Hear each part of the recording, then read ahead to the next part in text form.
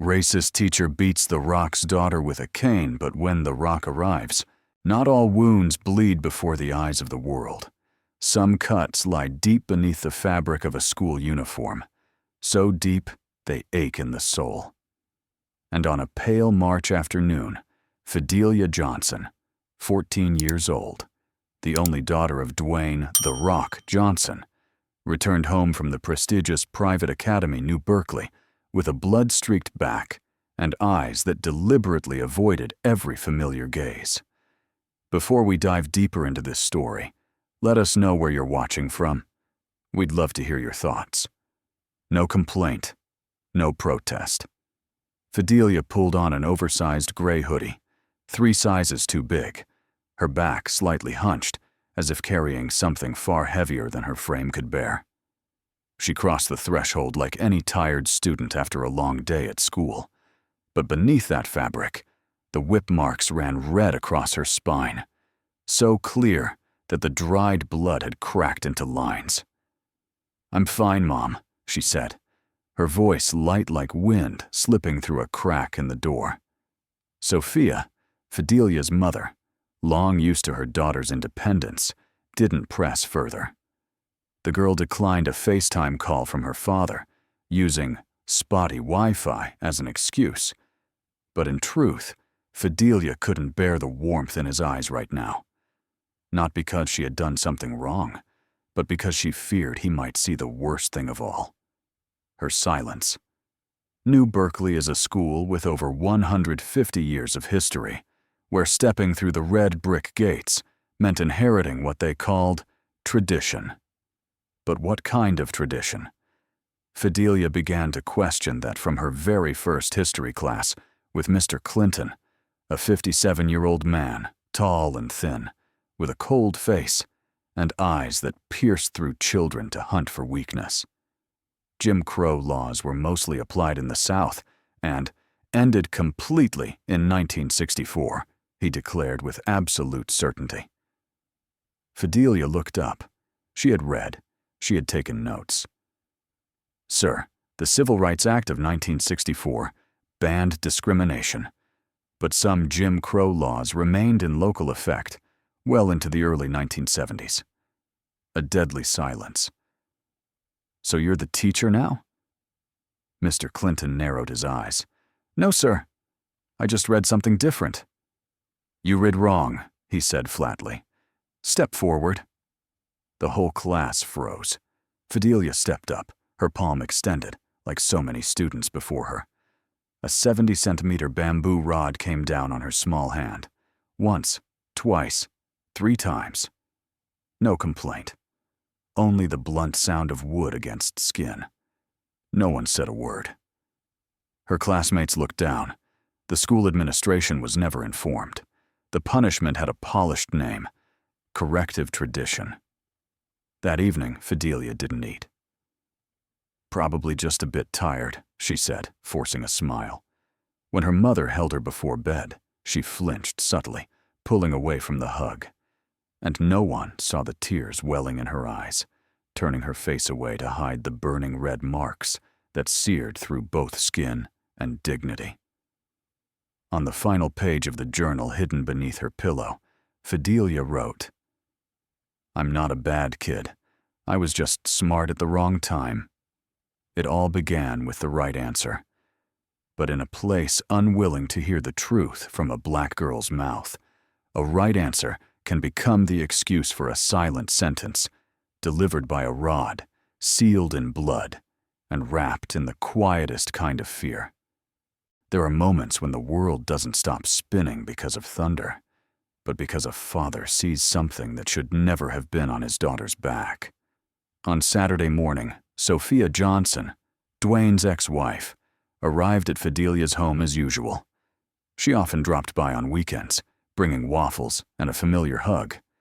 But that day, the moment her arms wrapped around Fidelia's back, the girl flinched slightly, as if touched by fire.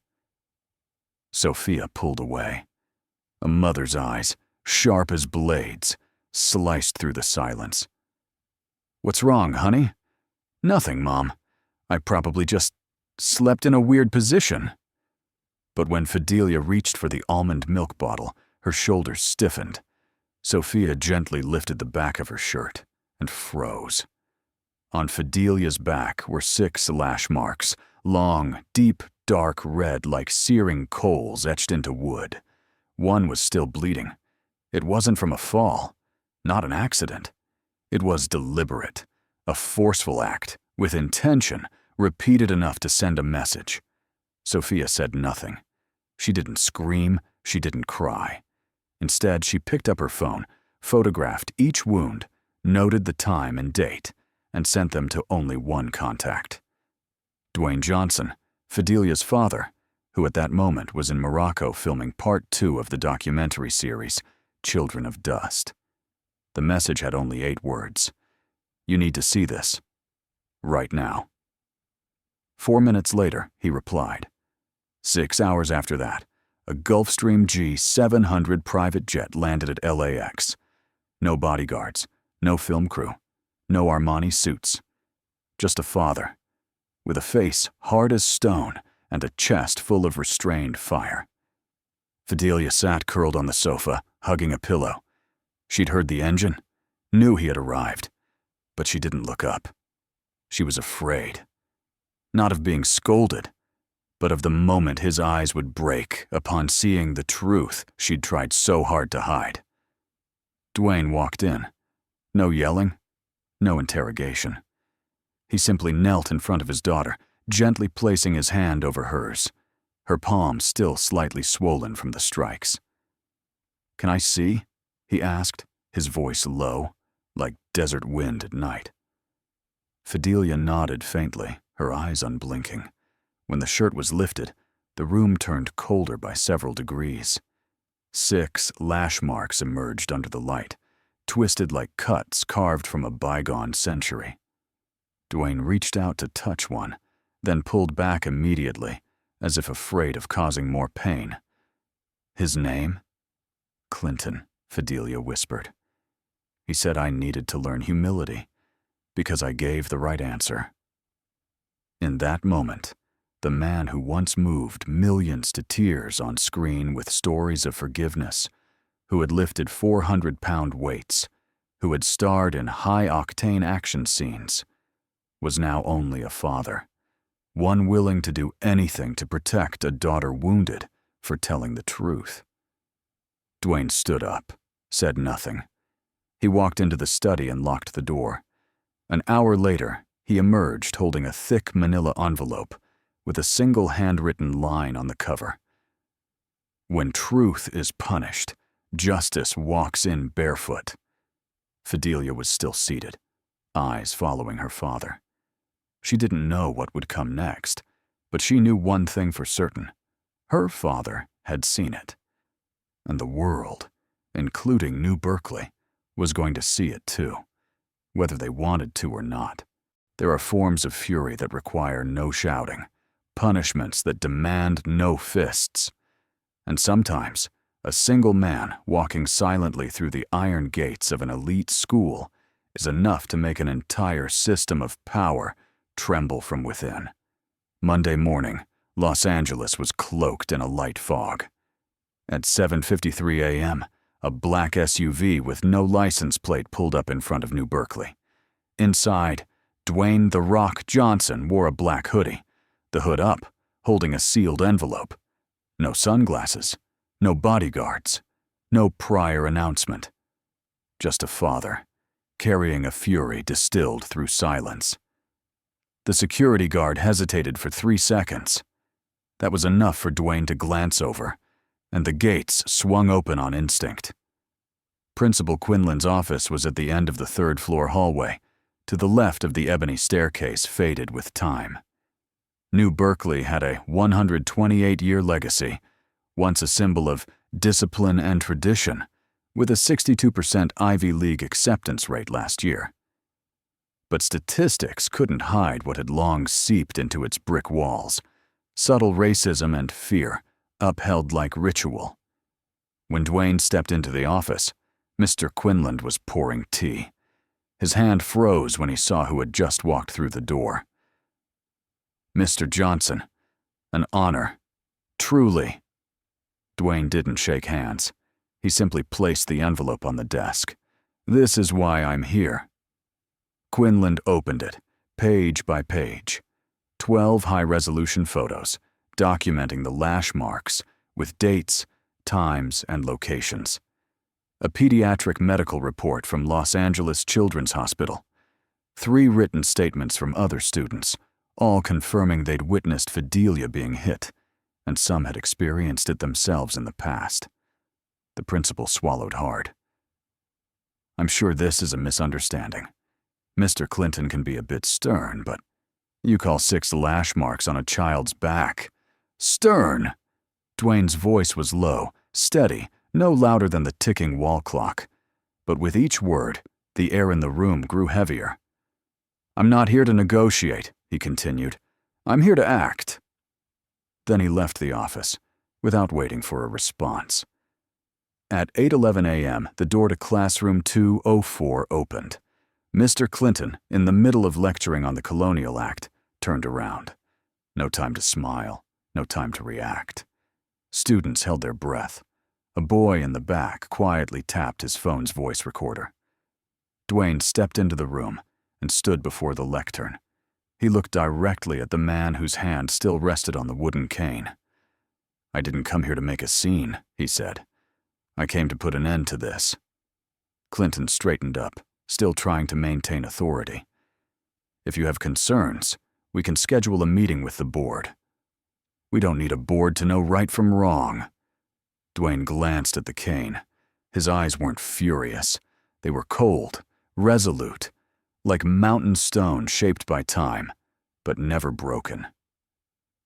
Fidelia sat in the middle row, her heart pounding. It was the first time she had seen her father like this, not on the red carpet, not on a movie screen, but as a real father, standing in her classroom for her. One student whispered, "He's here for Fidelia." Another replied, "Clinton's done for."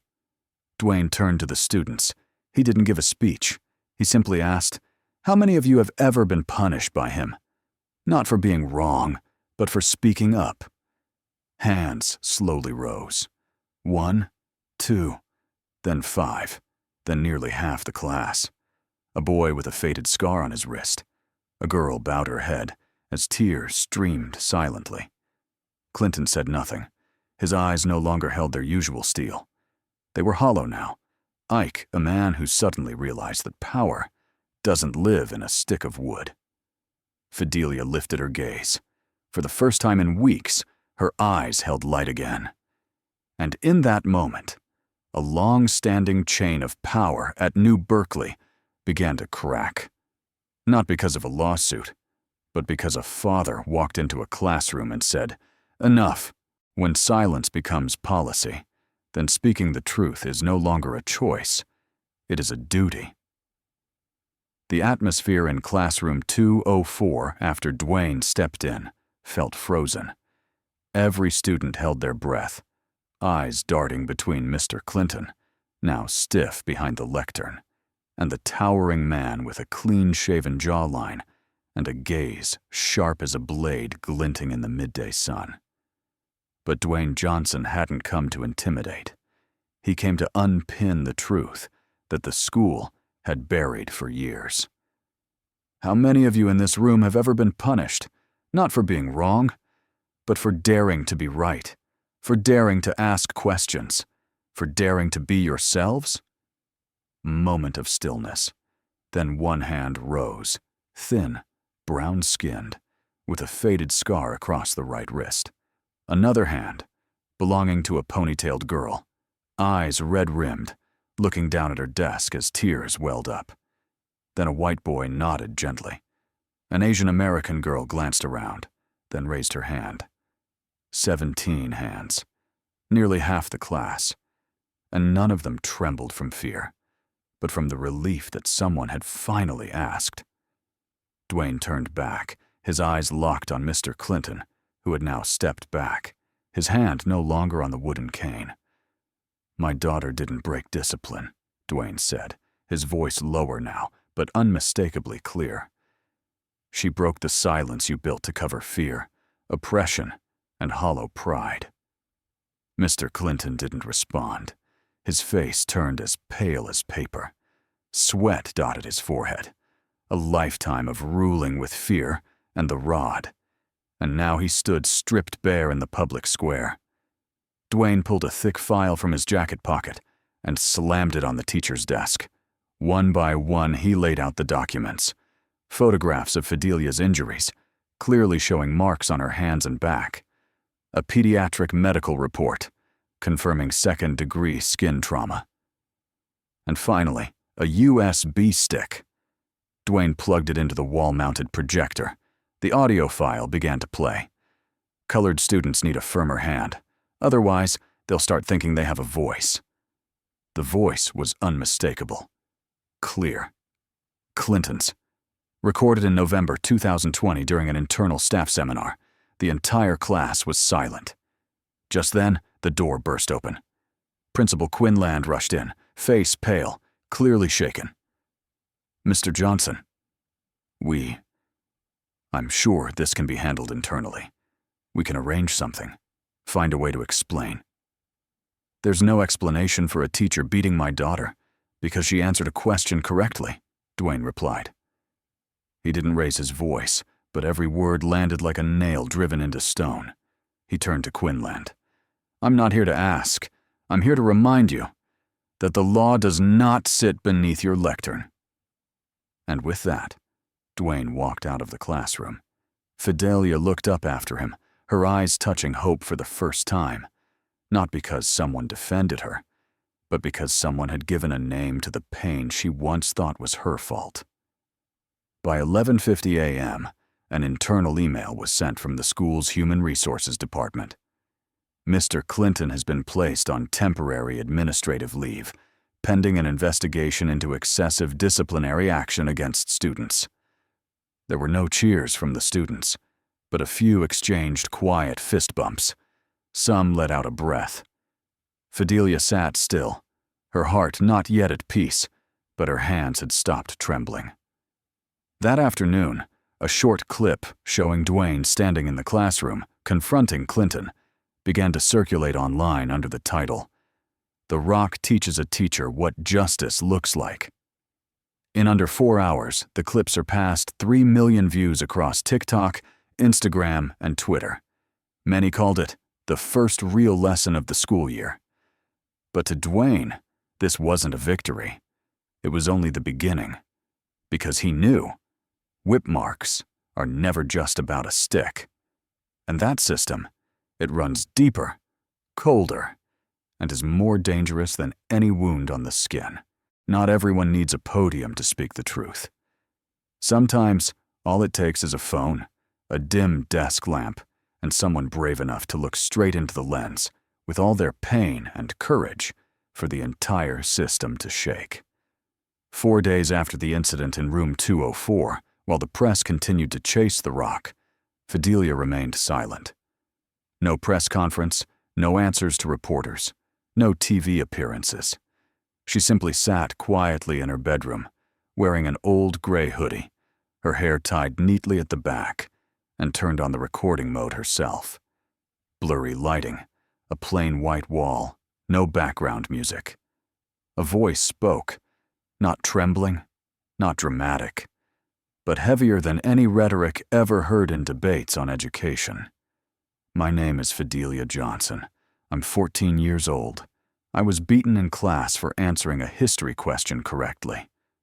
She paused, raising a photo, an image of her back, 6 whip marks stark and clear, like accusations carved into skin. "And this is what I got, not because I was disrespectful, but because I knew more than my teacher." She didn't cry. She simply looked straight into the camera and said, "Don't tell us to stay silent to protect their pride, because that very silence is what made them think they could keep doing it." The clip lasted just 3 minutes and 46 seconds. Fidelia titled it, "This is what silence looks like." 12 hours after being posted on YouTube and TikTok, the video had over 3 million views. After 24 hours, the number surpassed 10 million. More than 112,000 shares on Twitter. Hashtags like #NaNorinDarTatwak, Justice for Fidelia, Nakursa Strike the Silence, and Reformarta Let Her Speak spread across social media. Dozens of students who once attended New Berkeley began leaving comments. Clinton once made me kneel in class just for speaking up. In 2017, I was whipped 4 times for asking why schools in the South still used corporal punishment. I thought I was the only one. One account posted an old yearbook photo from New Berkeley, dated 2011. Next to Clinton's name was a small note that read, "Subject of 2 behavioral complaints. Internal resolution." 2 complaints, settled in-house. A former student named Theo, now studying information technology at USC, decided to act. He hacked into the school's digital archives and found an encrypted file.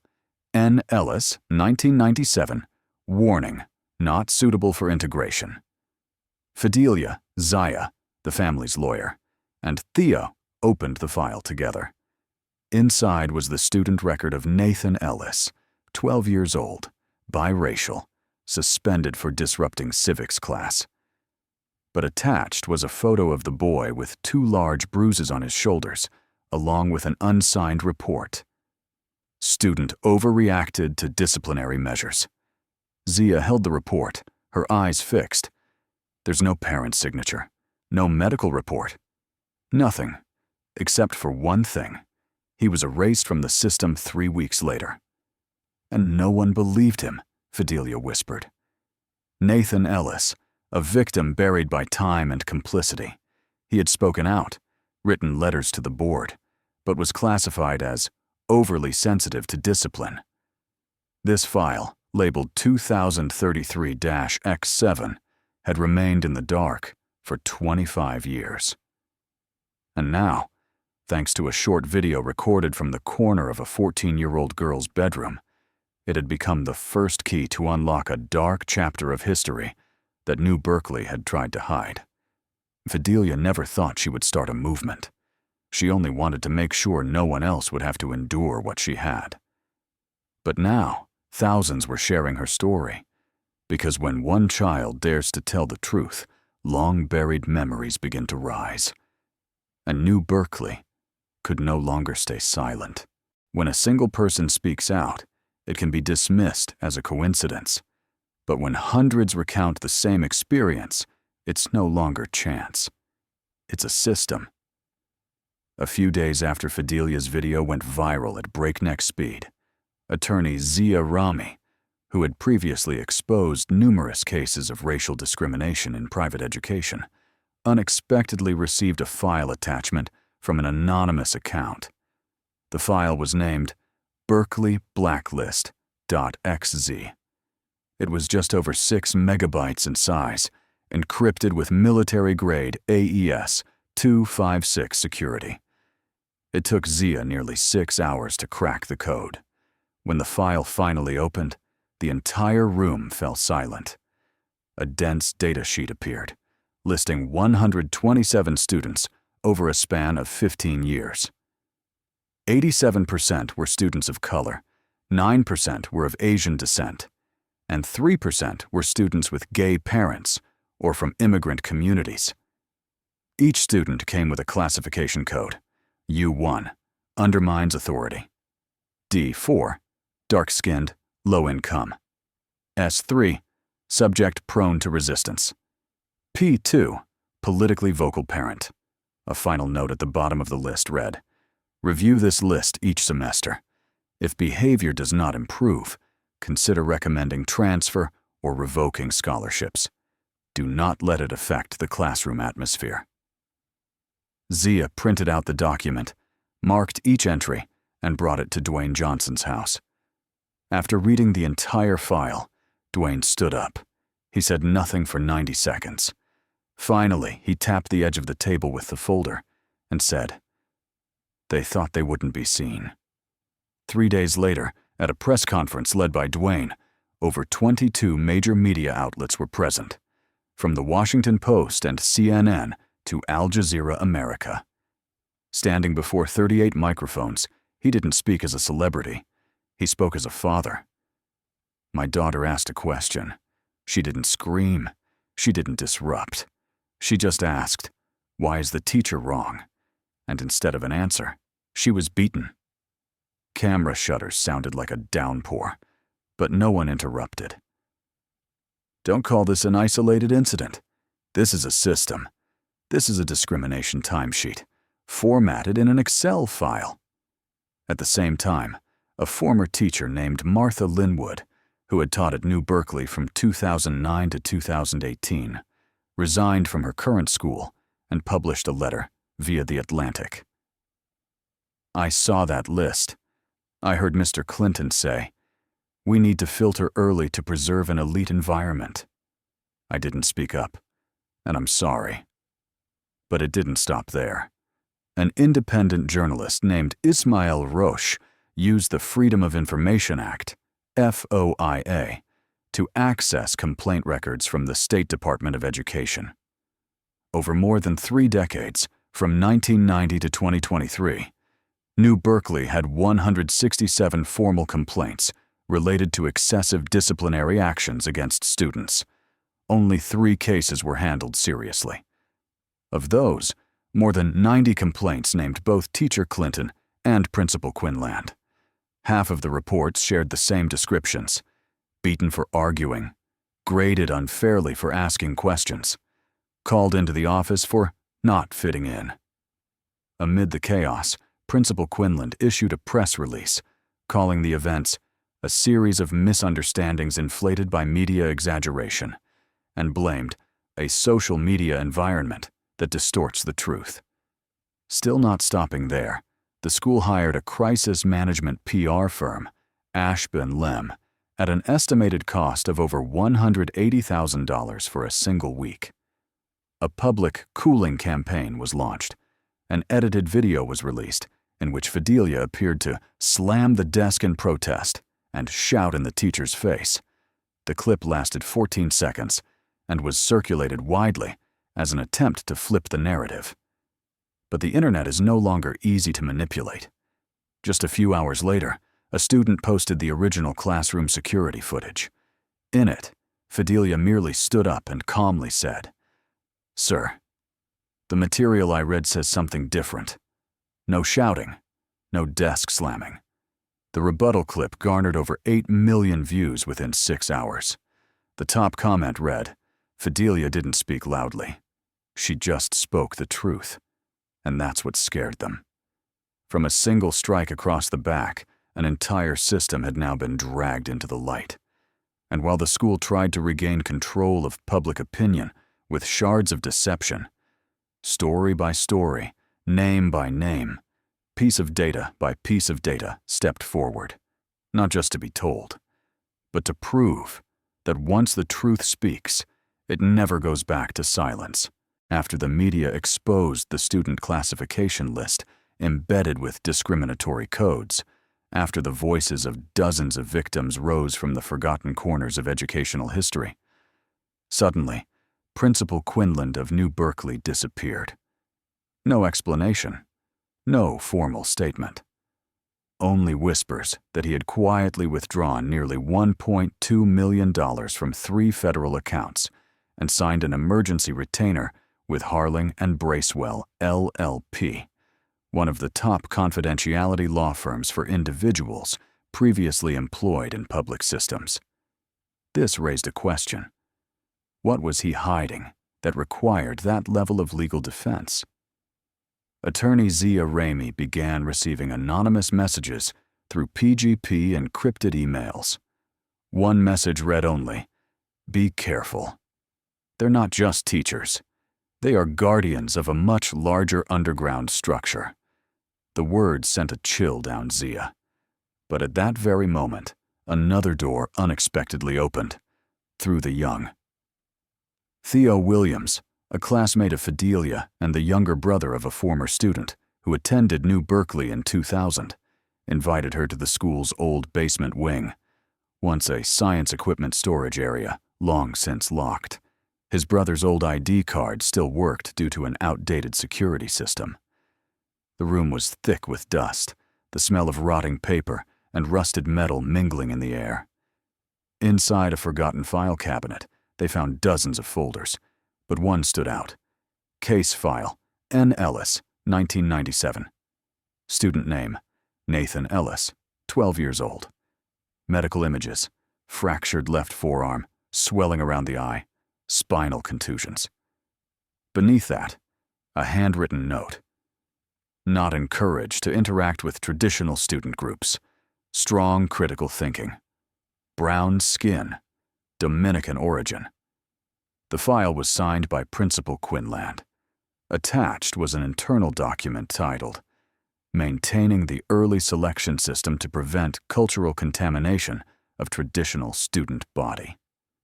Fidelia held the file, her eyes red with emotion. She turned to Theo and whispered, "It's not just Clinton. It's the whole system." That afternoon, at home, Fidelia laid the documents out in front of her father. Dwayne silently read every line. Then he nodded slowly. "It's time to name the wall behind the men who hold the stick." Unable to trust internal systems, Dwayne and Zia decided to back up all the evidence onto a secure blockchain system with access codes distributed to 5 independent nodes. A non-profit organization, an international investigative journalist, a law student alliance, and 2 representatives of the former student community. They then submitted the official file to the Federal Bureau of Investigation, FBI, accompanied by a formal request to initiate a federal investigation into school-based violence, systemic racial discrimination, and human rights violations. But they didn't stop there. With the coordination of Zia, Theo, and a team of archival specialists, a 37-minute short documentary was created, titled Scars That Don't Fade. The trailer was released on the DocU global platform, featuring unedited footage, no visual effects, just testimony, scanned records, and the fresh scars still visible on Fidelia's back. 19 million views in 48 hours, 1.2 million shares, 350,000 comments on the first day alone. Public outrage erupted. America's teaching community demanded a congressional hearing. Students at private schools nationwide began wearing brown ribbons, the symbol of truth buried in darkness. New Berkeley was forced to hold an emergency board meeting, protected by a private security team. While outside, hundreds of protesters held signs that read, "Your silence won't save you." Let Fidelia speak. Let all of them speak. The battle was no longer just a girl's or a father's. It had become a standoff between 2 systems. On one side, a network of those who had never been heard. On the other, forces that had always believed they could govern through silence. And this time, silence was no longer an option. Some never appear in front of the camera, never leave traces on report cards or internal emails, yet their hands, with invisible signatures, have drawn the outlines of an entire system of injustice. And in this fight, Fidelia Johnson was not just confronting a single teacher, but an entire network meticulously architected in the shadows for decades. After days of investigation, attorney Zia traced the name Gerald Strickland, a figure who never appeared in any official New Berkeley documents. But financial records revealed that Strickland was the co-founder of Lanera Systems, a company specializing in designing behavioral assessment protocols for private schools across the United States. This assessment package, disguised under the name Preservation Protocol, had already been implemented in at least 12 elite boarding schools, where dozens of students of color had been expelled from academic systems within just the past 3 years. The last known location Dwayne's team tracked was an abandoned warehouse on the outskirts of San Jose, California, believed to house the original data servers of the entire Lanera system. That day, there were no bodyguards, no reporters, just Dwayne Johnson and the man he believed to be the true architect behind it all. Gerald Strickland, 67 years old, silver hair slicked back, pale gray suit, and the cold eyes of a man accustomed to pulling strings from behind the boardroom. Before him stood Dwayne, without a suit, carrying nothing but a black USB drive. "That girl is just the beginning," Strickland sneered. "You're attacking the entire upper-tier educational structure of America." Dwayne stepped forward, placing the USB on the rusted metal table. "We're not breaking the system," he said slowly. "We're unmasking it." Inside the USB were over 340 gigabytes of data, including budget allocation maps, algorithms that categorized students based on skin tone, cross-referenced expulsion records tied to identifiers like U1, C3, and D4, all marked with a 99.2% consensus rate among board members, one of which carried an anonymous signature matching Strickland's registration code. Strickland stood up, walking slowly toward him. "No one will believe a child," he hissed through clenched teeth. Dwayne replied, "They don't believe. Until someone dares not to stay silent." At that moment, Lanera's backup server received an unlock signal triggered by voice-activated failover. Dwayne activated the failsafe transmission mode. The data began auto-sending to 3 destinations: the Federal Bureau of Investigation, FBI, the United Nations Children's Rights Commission, UNESCO Division, and the U.S. House Committee on Education and Justice. Strickland stepped back. He said nothing. He knew the tide had turned. The next day, headlines spread across the media. Gerald Strickland officially resigns from 6 education governance boards. Lanera Systems suspended indefinitely under federal investigation for systemic racial discrimination. The New York Times ran a front-page headline: "A black teenage girl and her father brought down the digital era expulsion network." But for Fidelia, the victory wasn't in the fall of a powerful man. The real victory came when she walked into her new classroom the following week, with a teacher who didn't hold a stick, with a blackboard unmarked by fear, and with classmates whose eyes no longer looked down when a student of color stood to speak. Because finally, someone had dared to stand up, and a system was no longer allowed to sit back down. When Fidelia Johnson stepped onto the witness stand at Capitol Hill, she was no longer the 14-year-old girl quietly hiding her tears under the glow of her bedroom lamp. She was now a symbol, not of fame, but of truth and unleashed by a courageous voice. The white shirt she wore bore no luxury fashion label. It was her mother's, Sophia's, the woman who had held her in silence the night those bloodied welts had yet to heal. Her hair was neatly braided, her shoes low, her face bare of makeup. Fidelia needed no grandeur. She only needed to be heard. The hearing room was packed. Behind her stood Zia, the attorney whose eyes had never once wavered.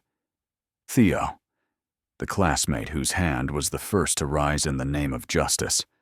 And her father, Dwayne Johnson, a man who didn't need physical strength to make an entire system tremble. Fidelia opened with a sentence that silenced the entire chamber. "I don't want to be famous. I just want to speak without being hit."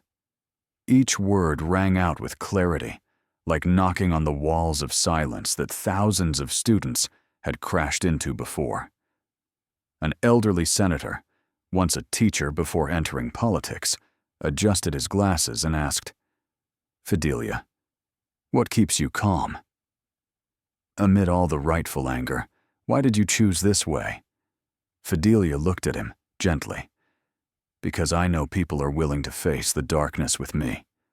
Her answer prompted several heads to nod in the room, while viewers watching the live stream on social media typed in awe.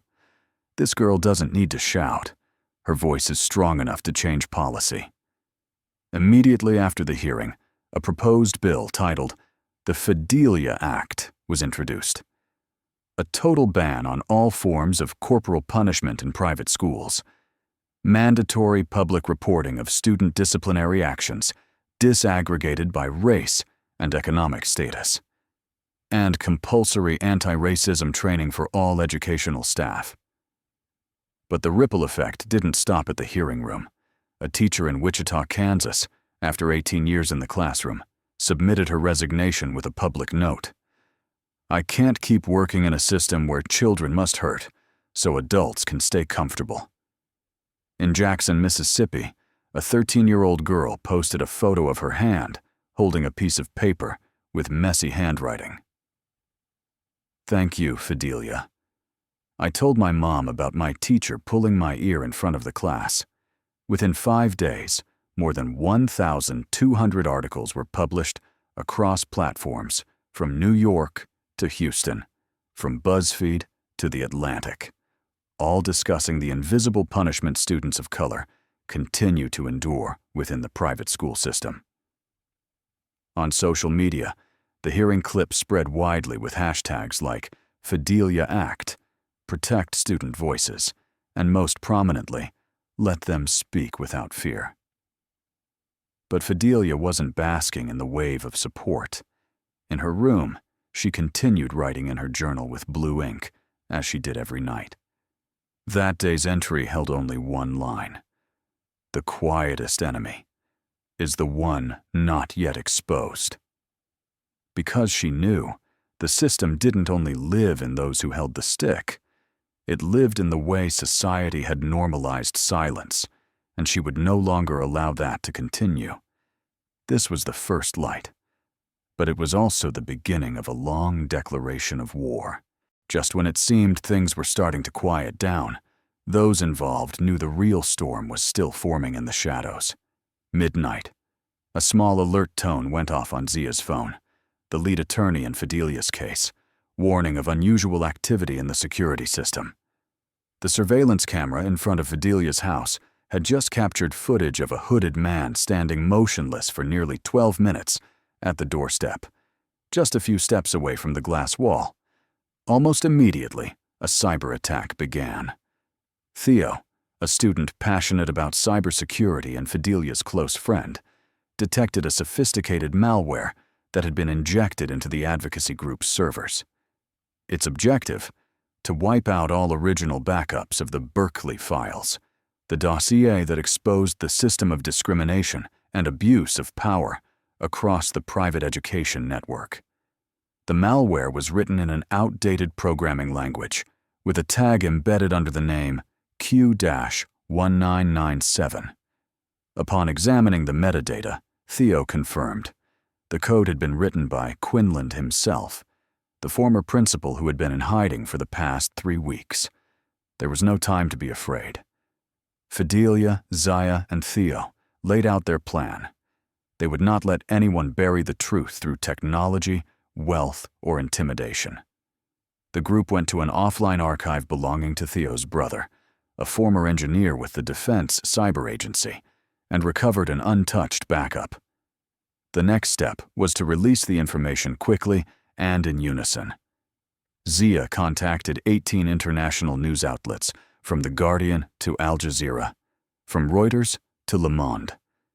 They scheduled a simultaneous release, 8 a.m. Monday. When the time arrived, the investigative report series titled The Berkeley Files went live. Within 4 hours, viewership exceeded 22 million, and the hashtag Berkeley Files became the top trending topic worldwide. The published data included a network of 12 private schools that had implemented the preservation protocol, secret audio recordings among school board members discussing the need to preserve elite culture, maps showing disciplinary actions against students of color by region, age, and parental income, undisclosed funding from a group of ultra-conservative businessmen behind the system. The following morning, the Federal Department of Education officially announced the formation of a special task force composed of experts in human rights, education, and law to investigate all schools implementing similar models. Nearly 30 schools came under investigation within 48 hours. Meanwhile, Quinlan, the once most powerful figure at New Berkeley, was arrested at Dulles International Airport while preparing to board a chartered flight to Moldova, A fake passport, $400,000 in his luggage, and an encrypted phone were all he carried. At the final congressional hearing, Fidelia was invited to speak. No longer trembling, needing a script, she stepped up to the podium as if every thread of silence in society had been pulled from her shoulders. She ended with a simple but searing sentence. "Courage isn't about shouting. It's about standing still in the storm." Below, applause echoed, not because she was the Rock's daughter, but because Fidelia Johnson had become the voice for children who had once been forced into silence. As her father, Dwayne, held her hand walking out of the Capitol, rows of people stood, some in tears. On the glass wall behind them hung a small plaque, its ink bold and black. Fidelia Johnson, the girl who didn't need to shout to make a nation listen. And from that day forward, American educational history turned a new page, not just through voices, but through the actions of those who refused to step back. If this story moved you, don't forget to like and subscribe to see more. Watch the next video to find out how the fight continues.